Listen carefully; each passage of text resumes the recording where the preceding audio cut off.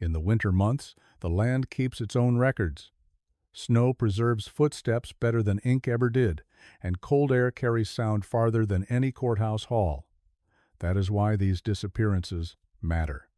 Not because they are sensational, but because they should have left something behind. A trail, a body, a receipt, a ledger line, a witness statement with a signature at the bottom. Instead, in 4 separate winters between 1880 and 1930, people vanished in conditions where the world itself should have documented their leaving. And yet the paper trail thins, breaks, and in places simply ends, as if the institutions that normally insist on recording human life decided in these cases to look away. Before we begin, I want you to leave a comment telling us where you're watching from and the exact time you heard this story. We track where and when these documented accounts arrive because patterns sometimes appear where explanations do not. The first time I saw the references that connected these 4 cases, they were not in a newspaper archive or a sensational pamphlet. They were in a winter incident index compiled for internal use by a state-level office that no longer exists in the form it did then.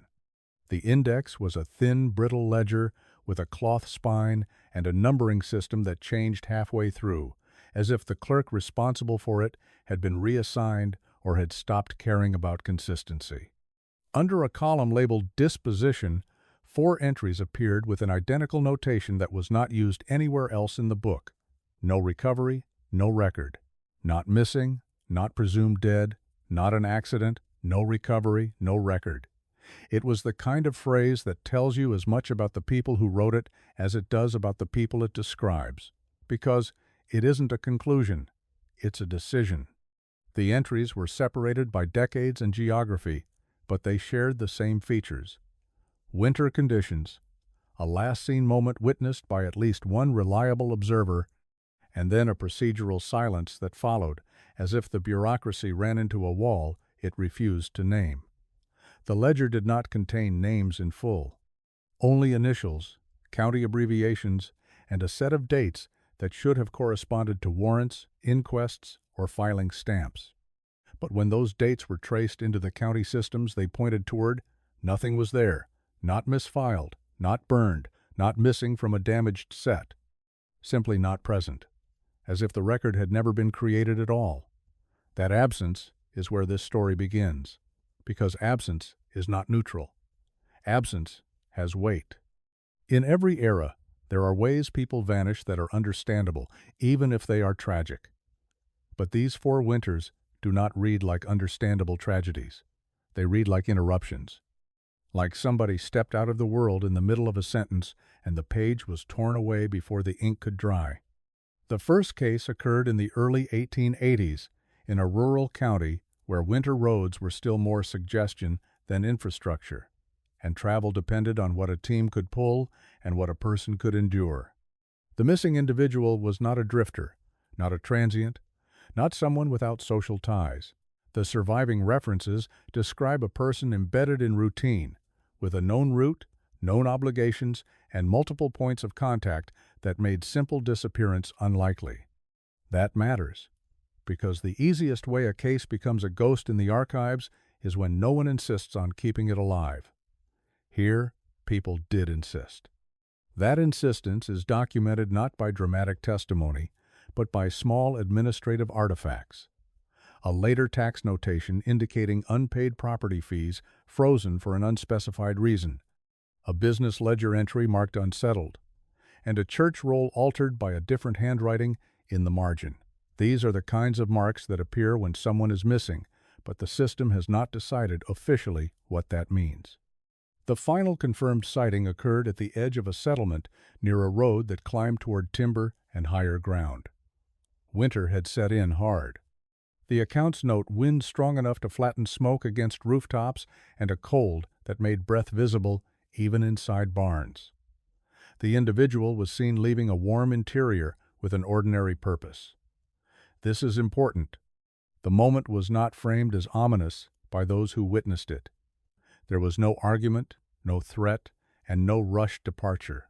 The person took what they needed, closed a door behind them, and walked into weather that would have made any return late, but not impossible. A neighbor reportedly saw them pass a fence line and lift a hand in acknowledgement, the kind of gesture people make without thinking because life is stable enough to assume tomorrow will come. The route from that point to the next destination was short. In some seasons it would have been a matter of minutes. In winter, perhaps longer, but still measurable. What followed was the first rupture that repeats across all four cases. The route, which should have been written by the snow, contained either no trace at all or a trace that ended in a way that did not match the landscape. When a person disappears in winter, searchers usually find something even if they find nothing else. A dropped item, a broken branch, a detour where they tried to avoid a drift, a place where they sat down. And if they do not find those things, the search becomes less about rescue and more about making peace with a body that will be discovered when the thaw returns.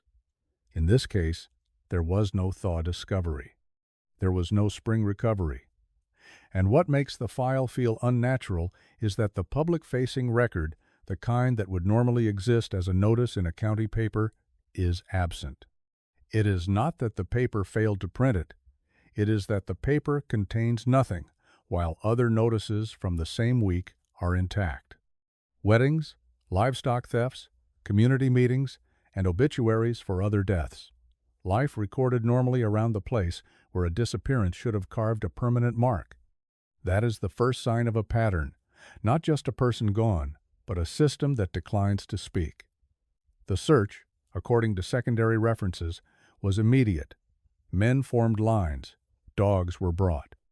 Horses were used where the terrain allowed. And yet the surviving administrative fragments describe the search in terms that feel sanitized, almost impatient. There is a phrase that appears in a later correspondence summary: efforts discontinued due to conditions. No further action advised. That phrase is not an outcome. It is an instruction. When the weather is severe, searches do pause.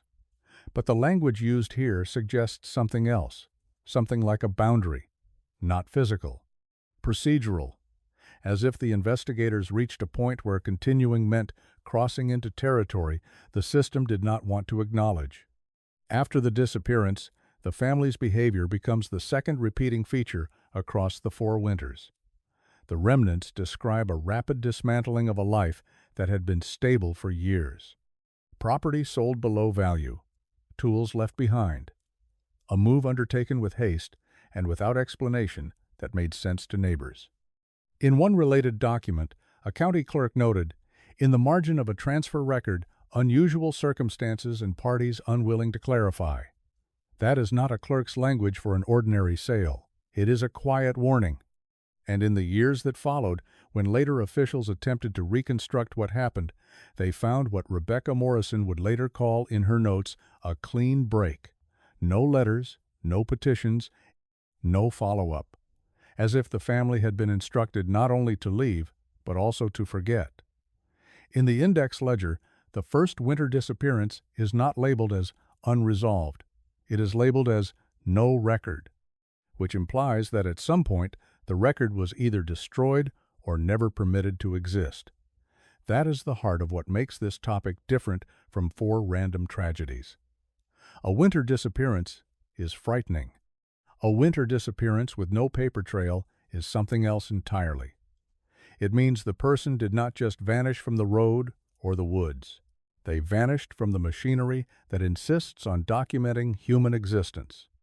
And once you see that machinery hesitate, once you see it refuse to print, refuse to file, refuse to preserve, you begin to understand that the real story is not only about what happened in the snow. It is about what happened afterward, in offices warmed by stoves and lit by lamps, where someone decided which stories were allowed to remain. The second disappearance occurs more than a decade later, but the winter behaves the same way. Cold does not care about calendars, and snow does not distinguish between years that later historians will separate into neat periods. What changes between the first case and the second is not the environment, but the administrative confidence with which the absence is handled. By the time of the second winter, systems have matured. There are clearer jurisdictions, better defined procedures, and more standardized forms, which makes the silence that follows even more conspicuous. This case surfaces first not through a missing person notice, but through a deferred obligation recorded months later. A debt was marked unresolved, not because payment was refused, but because the responsible party could not be located and no successor was acknowledged. That alone suggests something was wrong, because when people die, even quietly, their obligations move somewhere. They are inherited, forgiven, or written off. Here, the notation simply lingers, as if the system paused and never resumed its sentence. The winter in question was described in regional climate summaries as severe but not unprecedented. Temperatures remained below freezing for extended periods. Snowfall accumulated in layers rather than storms, and rivers locked early. Travel slowed, but commerce did not stop. This matters because it eliminates one of the most convenient explanations for disappearance: isolation so complete that no one notices. In this case, multiple notices should have been triggered automatically by absence, and yet they were not. The individual at the center of the second case occupied a role that required routine visibility. Their absence would have been noticed quickly, not because anyone feared something ominous, but because absence disrupts schedules. When that disruption did not correct itself, informal inquiries began. Those inquiries appear in the record not as reports, but as hints. A letter requesting clarification that receives no response.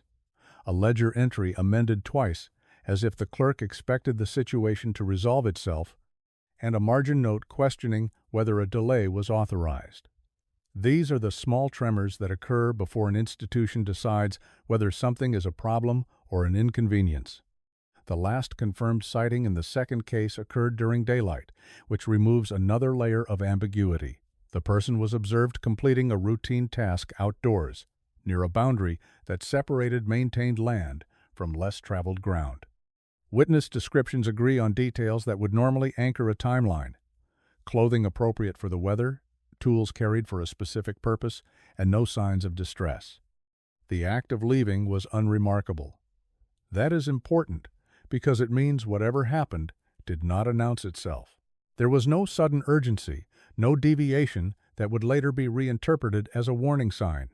The person simply crossed a line they had crossed before. When search efforts began, they followed protocols that, on paper, were sufficient. But the documentation that survives suggests a subtle reluctance to formalize those efforts. There are references to searching, but not the kind that generates detailed reports. Instead, there are summaries written after the fact, compressed into language that feels intentionally vague. Covered area satisfactorily. No findings of note. Conditions unfavorable. These phrases do not describe a search, they describe a closure. And when closure happens too quickly, it usually means something else has taken precedence. In winter cases, the environment is often blamed. Snow covers evidence, cold endangers searchers, and time runs out. But in this instance, weather logs indicate conditions stabilized within days. A resumed search would have been possible. The absence of one suggests that the decision to stop was not forced by nature, but chosen by people. The most striking parallel to the first case emerges afterward, in the behavior of those left behind. Within weeks, arrangements are made that do not align with grief or uncertainty. Assets are transferred not to family, but to third parties. Personal effects are dispersed rather than preserved. And communication with local institutions diminishes rapidly. It is as if the disappearance triggers not mourning, but evacuation. That word appears in a later analysis, written decades after the fact: evacuation of memory. The phrase is not official, but it captures what happens next. Records that should have been generated are not missing because they were destroyed. They were never created. There is no inquest because no death was declared. No missing person file because no report was finalized. The system remains in a suspended state, neither acknowledging loss nor pursuing resolution. That suspended state is the defining feature of all four cases. It is bureaucratic limbo, and it is not accidental. When later researchers attempt to reconstruct the second disappearance, they encounter resistance that is difficult to categorize. Clerks insist nothing exists. Supervisors point to gaps in authority. Offices refer inquiries elsewhere, in a loop that leads nowhere. This kind of resistance does not feel defensive. It feels procedural, as if the system has been trained, through repetition, to treat certain questions as invalid. That training is not written down, but it is effective. At one point, a researcher notes that the silence around this case is louder than the silence around confirmed deaths from the same period. Deaths generate paperwork. Absence generates discomfort. And discomfort, when multiplied across institutions, often leads to erasure rather than explanation. The winter conditions in the second case play a crucial role in this erasure because winter provides plausible deniability. Snow can take a person. The cold can confuse them. Animals can scatter remains. These explanations are not wrong, they are incomplete. And incompleteness becomes dangerous when it is used to justify not looking further. What sets this disappearance apart is not that the body was never found. Many bodies are never found. It is that the mechanisms that normally insist on certainty chose ambiguity instead. That choice is reflected in the language that survives. No record, no recovery. The same notation appears again. Identical phrasing, years apart, in different hands. That repetition is not a coincidence. It suggests a template. By the time of the second case, the template is already in use, which raises an unsettling question. What happened before the first one was ever written down? By the time the third winter disappearance occurs, the pattern is no longer isolated enough to be dismissed as coincidence, but it is still fragmented enough to avoid recognition. That is how patterns survive. Not by hiding entirely, but by spreading just far enough apart that no single office feels responsible for connecting them. The third case unfolds in the early years of the 20th century, during a winter that is remembered locally not for its violence but for its duration. Snow fell early and stayed. Roads narrowed into channels. Familiar distances lengthened. The environment did not erupt. It pressed down slowly. This kind of winter changes behavior without announcing itself. People move carefully. They rely on habit. They trust routes they have walked 100 times. Which is why when someone vanishes under these conditions, the absence feels personal rather than mysterious at first. Someone must have slipped. Someone must have misjudged the cold. Someone will be found when the thaw comes. That assumption shapes the response, and in this case, it shapes the failure. The person at the center of the third disappearance occupied a position that sat between private life and public function. Not an official in the strict sense, but someone whose presence was required for systems to operate smoothly. Their absence caused inconvenience before it caused alarm. Appointments were missed. Tasks delayed. Others filled in temporarily, expecting resolution. That expectation is visible in the surviving fragments of correspondence, where phrases like temporarily unaccounted for and presumed delayed appear. These are not the words of panic. They are the words of people who believe the system will correct itself. The last confirmed sighting occurred near a transit point that functioned differently in winter than it did in warmer months. What was a crossroads in summer became a bottleneck in snow. Traffic slowed, visibility dropped. And yet, witnesses placed the individual there with enough specificity to eliminate uncertainty about timing. The person was seen preparing to continue onward, not turning back, not hesitating. There is no evidence of confusion or distress. And then, nothing. No arrival. No return. No message was sent through the informal channels people used when delays occurred. When concern finally reached a threshold that required action, the response followed a familiar arc. Local searches were organized quickly, but their scope was narrow. They focused on expected paths and expected failures. A slip, a fall, exposure. These are reasonable assumptions in winter. But what makes this case diverge from ordinary misadventure is what happens when those assumptions fail. The search does not expand. It contracts. Instead of widening the circle, the effort begins to fold inward, repeating the same ground, as if hoping repetition will produce a different outcome. There is no escalation to higher authorities documented at the time it should have occurred.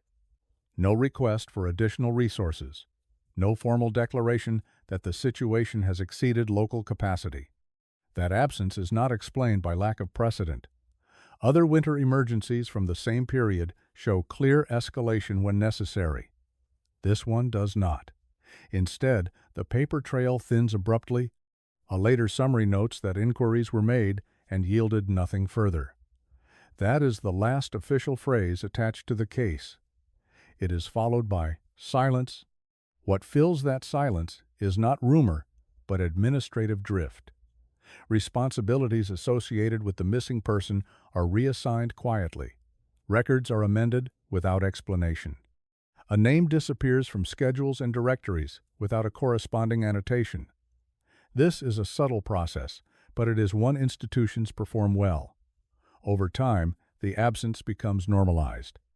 Not resolved, but absorbed. And once absorbed, it becomes difficult to extract. The family response in the third case mirrors the earlier ones, but with a variation that suggests increasing pressure. There is less delay between disappearance and departure. Decisions that would normally require deliberation are made quickly. Property is sold or transferred with minimal negotiation. There is evidence of reluctance when outsiders ask questions. Not hostility, but fatigue. The kind of fatigue that comes from knowing that answers will not help.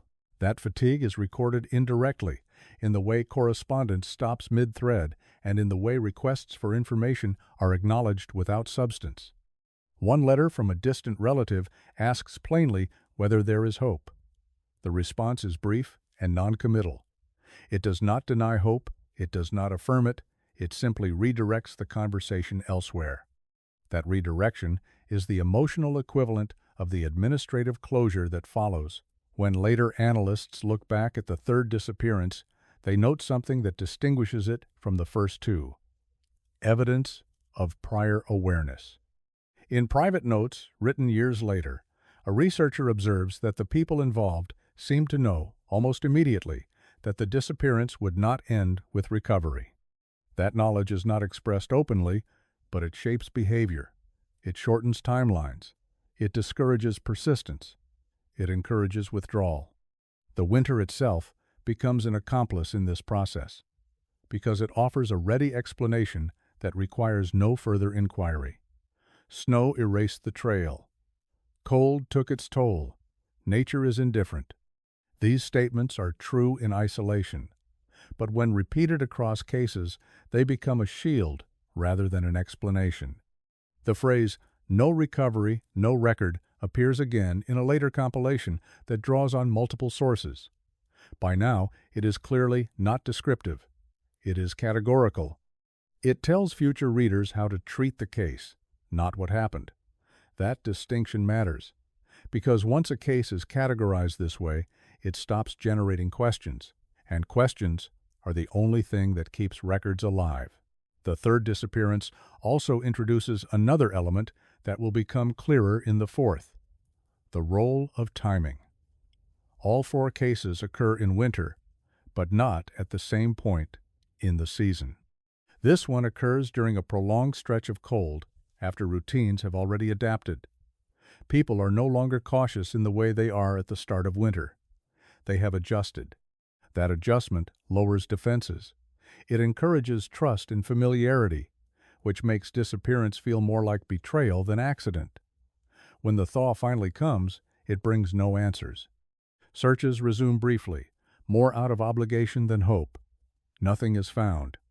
And then, quietly, the case is allowed to settle into the category it was likely assigned from the beginning: no recovery, no record. At this point, 3 winters have produced 3 absences that behave the same way once they pass beyond the immediate shock. The differences between them are superficial: different places, different lives, different weather details. The structure underneath is identical: and structures do not repeat themselves without design. The fourth disappearance will make that design impossible to ignore because it occurs at a moment when systems are confident enough to believe they are comprehensive and therefore cannot plausibly claim ignorance. The fourth winter disappearance occurs at the edge of the period when institutions begin to believe they have solved the problem of vanishing. By the late 1920s, record-keeping is more centralized, communication is faster, and the expectation that every life leaves a trace has become embedded in administrative culture, which is why this case is the most unsettling of the four. Not because it is more violent or more dramatic, but because it happens in a system that should not allow it to happen at all. Winter that year arrived unevenly.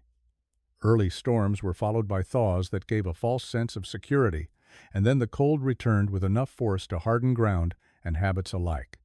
The person who disappears in this final case occupies a role that is explicitly documented in multiple systems.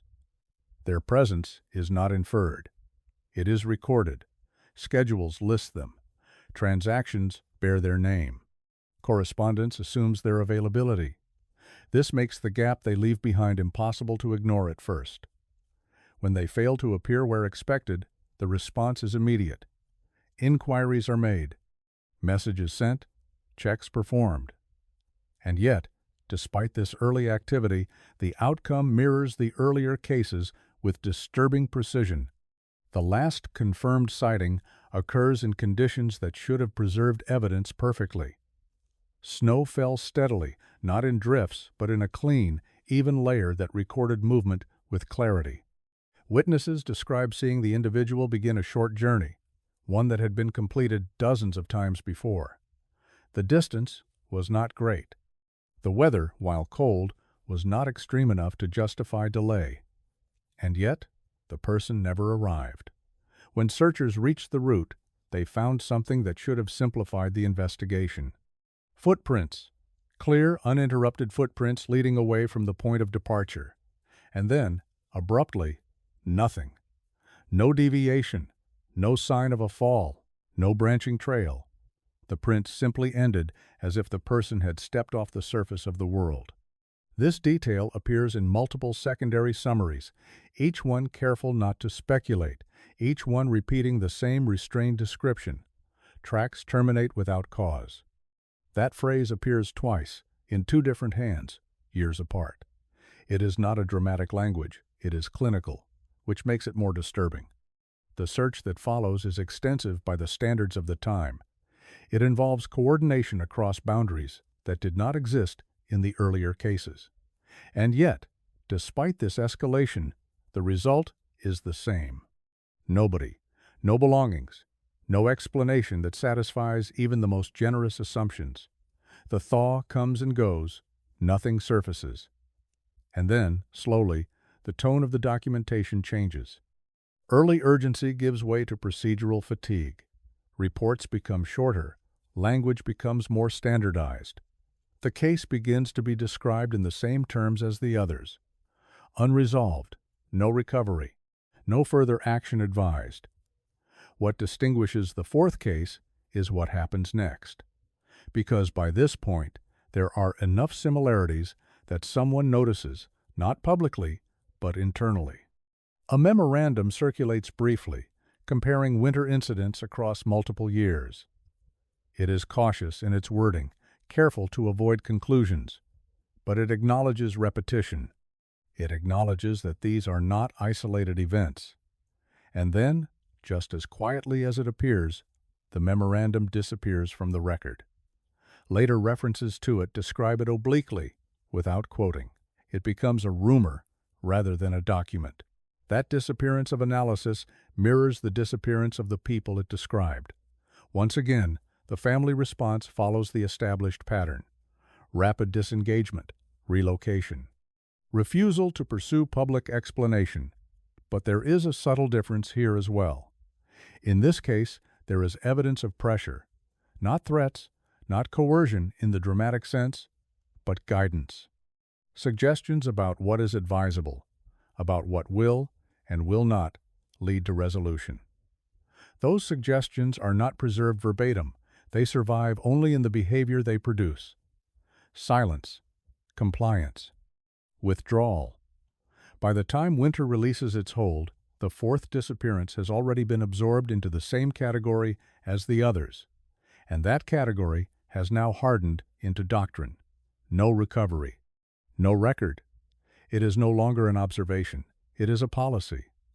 Looking back across all 4 winters, the pattern becomes impossible to dismiss. Each disappearance occurs under conditions that should have preserved evidence. Each involves a person whose absence should have triggered durable records.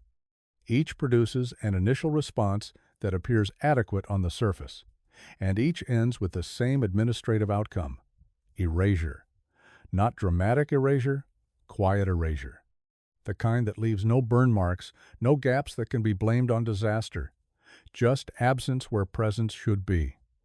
What makes these cases endure is not that they are unsolved. Many cases are unsolved. It is that they appear to have been deliberately prevented from becoming solvable. The winter plays its role, but it is not the architect. It provides cover. It provides language. It provides a reason to stop asking questions. The true mechanism lies elsewhere, in the choices made after the snow settles, in offices where people decide which mysteries are acceptable and which are not. The 4 disappearances are separated by time, but they are connected by outcome. They show us how a system can learn to forget, not through conspiracy, but through repetition. Once forgetting proves effective, it becomes easier each time. By the end of the 1930s, the conditions that produced these erasures no longer needed winter to function. But winter remains the ideal accomplice because it leaves no witnesses who can speak. It preserves only what someone is willing to see. By the time these 4 winter disappearances are viewed together rather than in isolation, the question stops being what happened to each individual and becomes something far more uncomfortable. How did a system designed to record human existence become so adept at unrecording it? Part of the answer lies in the way winter reshapes responsibility. Snow slows everything. Cold narrows options. Travel becomes conditional. Decisions that might be questioned in summer are accepted in winter as necessary compromises. That seasonal logic appears again and again in the language attached to these cases. Conditions unfavorable. Efforts discontinued. No further action advised. These phrases sound neutral, even reasonable, until you see how consistently they are applied, only when the outcome is absence rather than recovery. Winter becomes a justification not only for halted searches, but also for halted curiosity. And once curiosity stops, paperwork soon follows, or rather it doesn't. In examining the fragments that survive from all 4 cases, what stands out is not what is written, but what is missing at predictable junctures. There are moments in every disappearance when a form should have been generated automatically: a declaration, a transfer of responsibility, an escalation notice. These moments are marked indirectly by secondary effects: unresolved accounts, frozen records, and amended rolls. The system acknowledges disruption without acknowledging cause. That partial acknowledgement creates a gray zone where no one is officially responsible for closing the gap, and gray zones are where records go to die. In later decades, when archivists and researchers attempt to reconstruct these winters, they encounter this gray zone as resistance. Not active resistance, passive resistance. The kind that comes from systems that were never designed to answer questions they learned long ago to avoid. Requests are met with statements of non-existence. There is no file. There never was a file. Or if there was, it was outside the scope of retention. These explanations sound bureaucratic, but they are precise. They are designed to stop inquiry without appearing to do so. One researcher notes that the absence of documentation is treated as proof that nothing unusual occurred rather than as evidence that something went wrong. That inversion is crucial. It allows institutions to use their own silence as validation.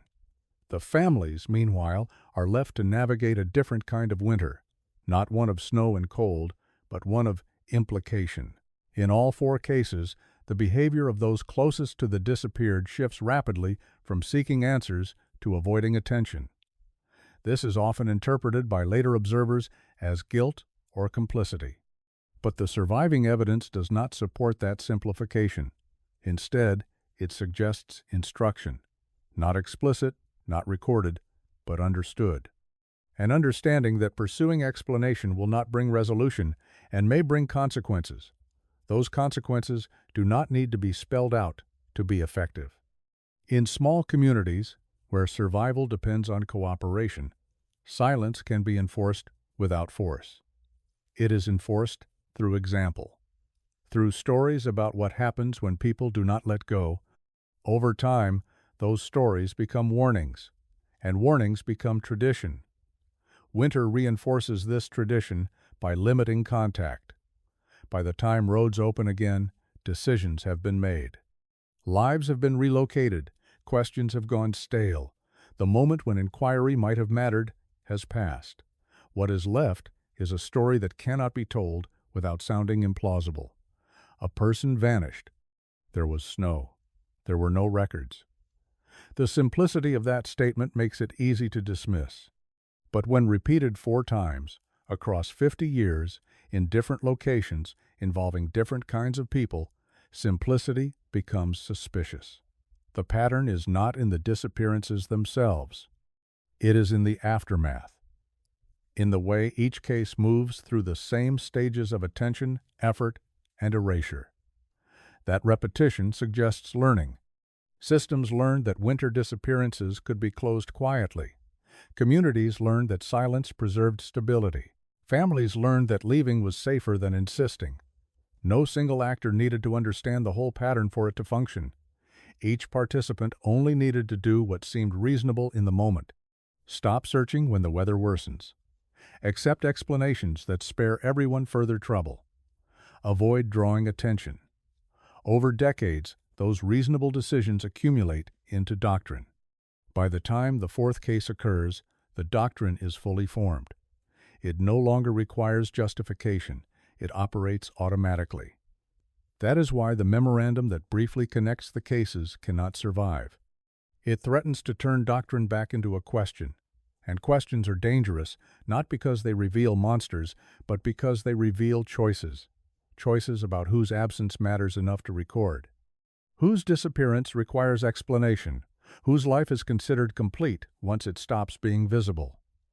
The winters between 1880 and 1930 teach us something uncomfortable about record-keeping. It is not a neutral act. It reflects values, fears, and priorities. In these cases, the priority was not the truth. It was continuity. Keeping systems running, keeping communities calm, keeping attention away from things that could not be fixed. Winter provided the perfect cover for that priority because it made inaction look like necessity. The snow melted. The years passed, and the records remained thin, not because nothing happened, but because something happened that no one wanted to finish writing down. In county ledgers compiled years after the disappearances, marginal notes begin to appear, adjustments that seem routine. Names shifted to different categories, households rebalanced, properties reassigned. None of these changes explicitly reference a disappearance, yet all of them rely on one. The system cannot tolerate unresolved space indefinitely, so it compresses it. It edits around it. A missing person becomes an administrative inconvenience that must be absorbed into something manageable.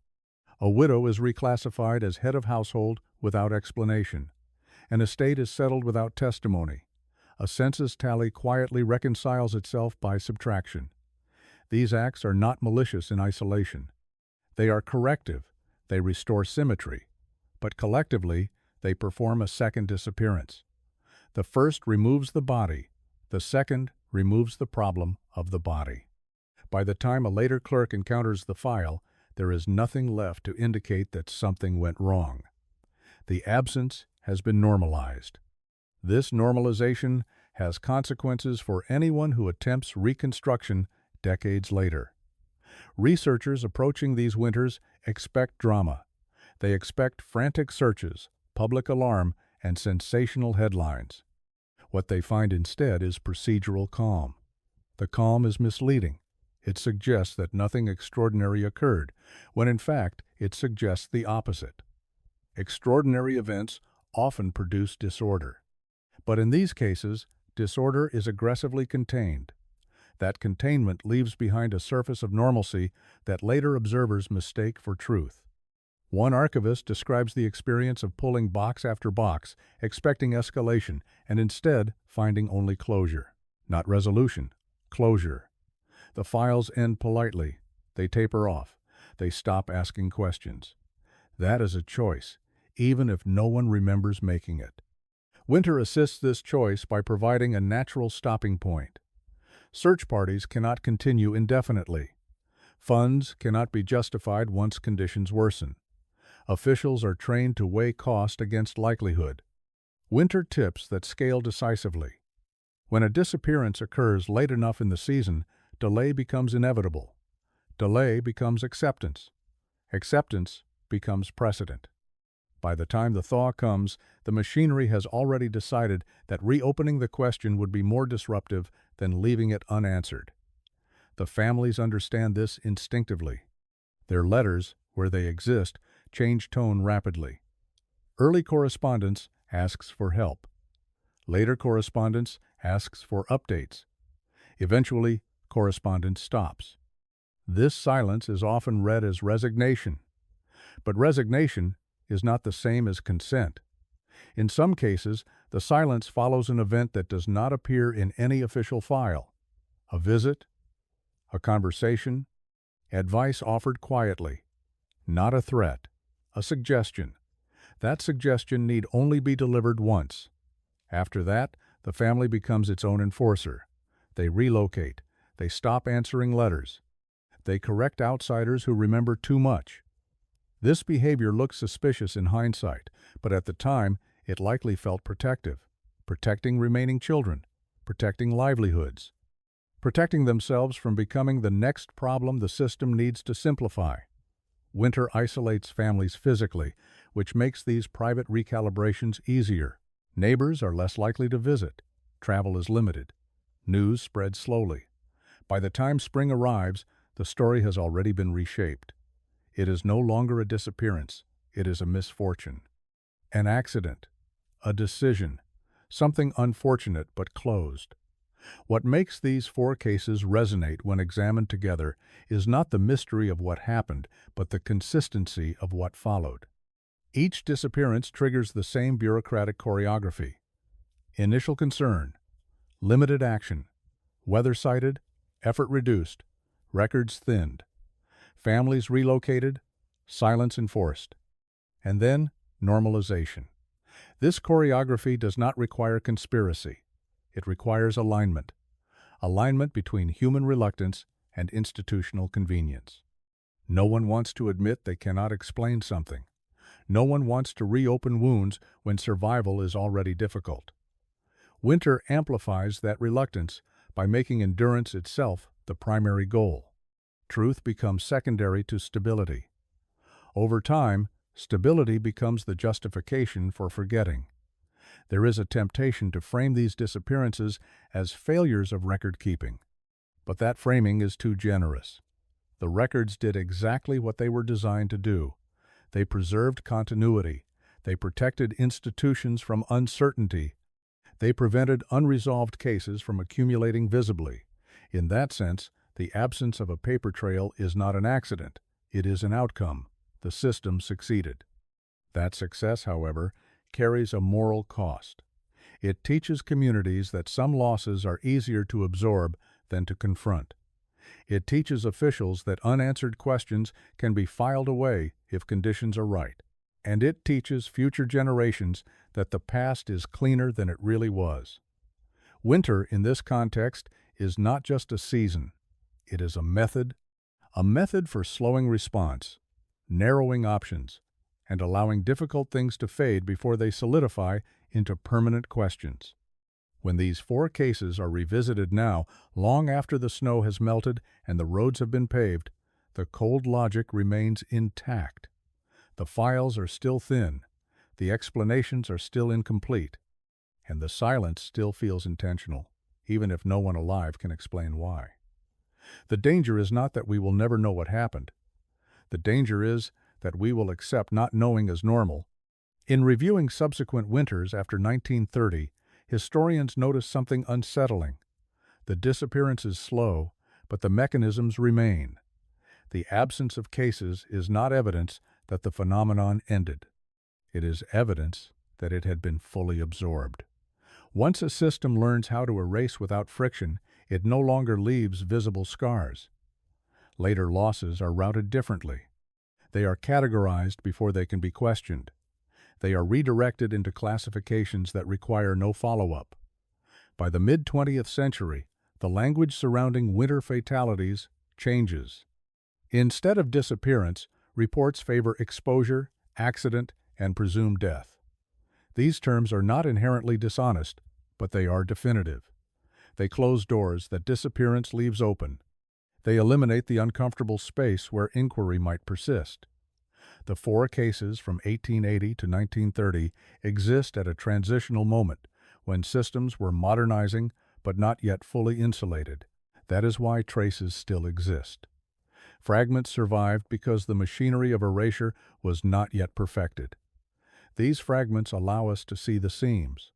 Later generations would not be so lucky. The winter template also shapes memory. Oral histories collected decades later reveal a curious phenomenon. Residents recall storms vividly. They remember the cold, the drifts, and the isolation. But when asked about the missing individuals, memory becomes vague, details blur, names slip, timelines fracture. This is not simple forgetting. It is selective preservation. The environment is remembered. The absence is not. That imbalance suggests reinforcement. People remember what they were allowed to talk about. The weather is safe. Loss is not. Over time, the stories shift from human to environmental. Someone didn't return because the winter was harsh. Someone was lost to the storm. These explanations absolve everyone. They require no further action. They also obscure agency. Winter becomes the culprit, not the context. This shift is subtle but powerful. It allows communities to mourn without questioning, to accept without examining, to pass down a narrative that is complete enough to be satisfying, but incomplete enough to be unthreatening. The institutions mirror this shift. Later records emphasize climatological data, snowfall totals, temperature extremes, road closures. These details are meticulously recorded, often more thoroughly than human movement. In some ledgers, weather occupies more space than the individual who vanished within it. This emphasis reinforces the idea that disappearance is an environmental event rather than a social one. It is something that happens to people, not something that involves decisions, delays, or choices. That framing protects systems from scrutiny. If winter is to blame, no one else needs to be. Yet the pattern across the 4 cases shows that winter alone cannot explain what happened next.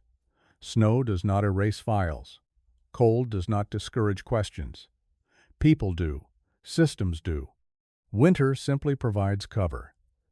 In examining correspondence between agencies years later, one phrase appears repeatedly in different forms. No actionable information available. This phrase is revealing. It does not say that information does not exist. It says that nothing can be done with it. That distinction matters. Information without action is inert. It can be acknowledged without consequence. By labeling knowledge as unactionable, institutions free themselves from responsibility while maintaining the appearance of diligence.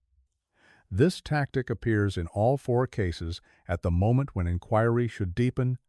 Instead, it halts. The families receive similar messages, though less formally. Nothing more can be done. We must wait. Conditions prevent further effort. These statements sound compassionate, but they also serve as endpoints.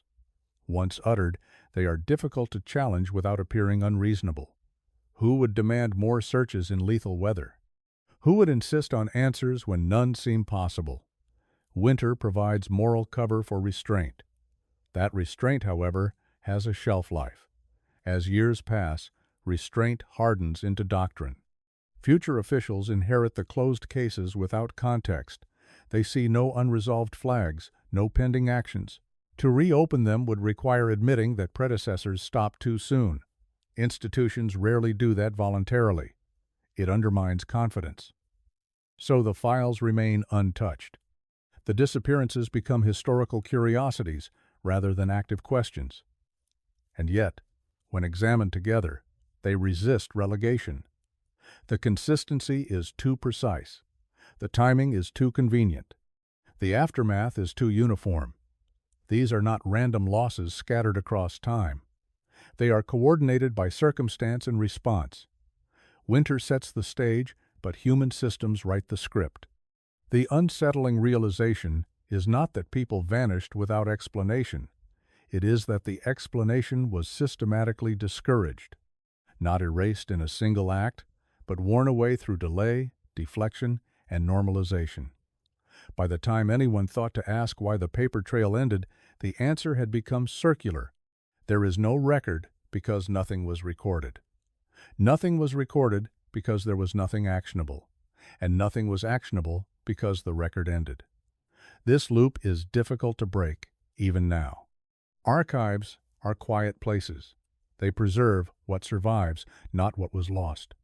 The 4 winter disappearances sit at the edge of that silence, just visible enough to trouble it. They remind us that absence is not neutral. It is produced, maintained, defended, and once established, it can last longer than any storm. Decades after the last of the 4 winter disappearances, the people who made the initial decisions are gone. Clerks retire, officials die, families scatter. What remains is a structure without memory. A system that continues to behave as if it remembers something important, even though no one within it can articulate what that something was. This is when silence becomes most powerful, because it no longer requires intent. It persists on inertia alone. Later administrators inherit closed files and treat them as settled, not because they are convinced, but because reopening them would require creating new explanations for why nothing was done before. The cost of reopening grows with time. Each year adds another layer of precedent. Each decade adds another reason to let it lie. Winter disappearances, already framed as environmentally inevitable, become especially resistant to reevaluation. The argument is always the same. Standards were different then. Conditions were harsher. Resources were limited. These statements are true, but incomplete. They explain difficulty, not disappearance. They explain delay, not erasure. Yet, they are sufficient to end discussion. In this way, the system protects itself not by denying failure, but by contextualizing it until it becomes unassailable. Researchers who attempt to revisit these cases encounter this contextual wall repeatedly. Requests are answered with summaries rather than documents. Originals are unavailable. Files were consolidated. Materials were deemed non-essential. Each response is reasonable in isolation. Together, they form a barrier. Not an explicit refusal, but a gradual redirection away from substance. The researcher is encouraged to focus on what is available rather than what is missing. But what is missing is the point. In the rare instances where supplementary material surfaces, it often does so accidentally. A ledger misfiled. A letter preserved among unrelated papers. A margin note that survived because no one noticed it. These fragments are never enough to reconstruct events fully, but they are enough to confirm that reconstruction was once possible. Someone knew more. Someone chose not to write it down or wrote it down and then removed it. That choice echoes forward, shaping what future generations are allowed to know. Communities absorb this echo in subtler ways. The winters themselves become stories, retold and embellished. The storms grow harsher in memory. The cold is more unforgiving. These exaggerations serve a purpose. They reinforce the idea that nature, not human action, was decisive. Over time, the missing individuals are folded into the mythology of the place rather than its history. They become cautionary tales rather than subjects of inquiry. Children are warned about weather, not about systems. This shift protects the living from confronting uncomfortable legacies, but it also ensures that patterns remain invisible.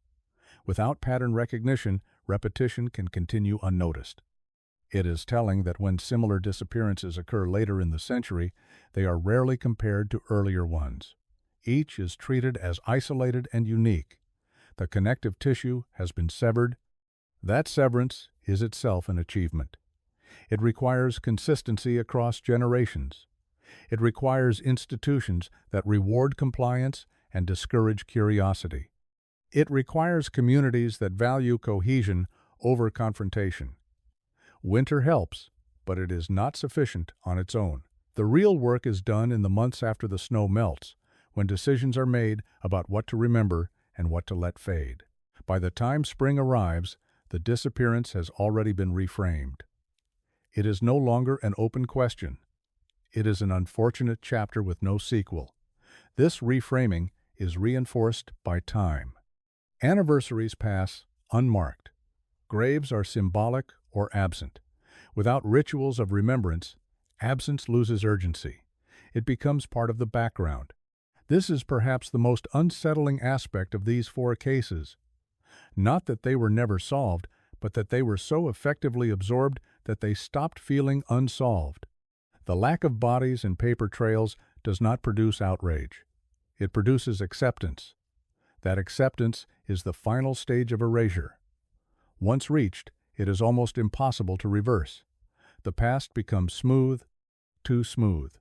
And in that smoothness, the sharp edges of human responsibility are lost. Winter ends, but the habits it teaches remain. The four disappearances did not resolve, yet they produced outcomes. They trained systems, communities, and families in how to behave when certainty is unavailable. They demonstrated which questions could be asked and which would quietly stall. Over time, these lessons hardened into instinct. Officials learned when to stop pushing. Families learned when to stop insisting. Neighbors learned when to stop noticing. None of this required instruction. It was learned through observation. People watched what happened when inquiry extended too far and what happened when it did not. The contrast was instructive. Those who pressed were labeled disruptive, impractical, and unable to accept reality. Those who withdrew were praised for resilience. Winter, again, plays a crucial role here. It reframes endurance as virtue. Surviving the cold becomes evidence of strength. Questioning what occurred within it becomes indulgent. This moral inversion is subtle but effective. It elevates stoicism over accountability. In the decades that follow, this value system persists even as conditions improve. Roads are plowed. Communication accelerates. Technology advances. Yet the instinct remains. When something disappears under difficult circumstances, the reflex is still to contextualize rather than confront. The archive reflects this. Later files echo earlier language almost verbatim. Phrases repeat across generations, detached from their original cases. Presumed unrecoverable, no further action warranted. These phrases acquire authority through repetition. They sound official because they have always sounded official. Few stop to ask who wrote them first or why. In this way, the disappearances extend beyond their moment. They become templates, not for crime, but for response. This is why examining them together matters. Individually, each case can be dismissed as unfortunate. Collectively, they reveal a system learning how to live with unanswered questions.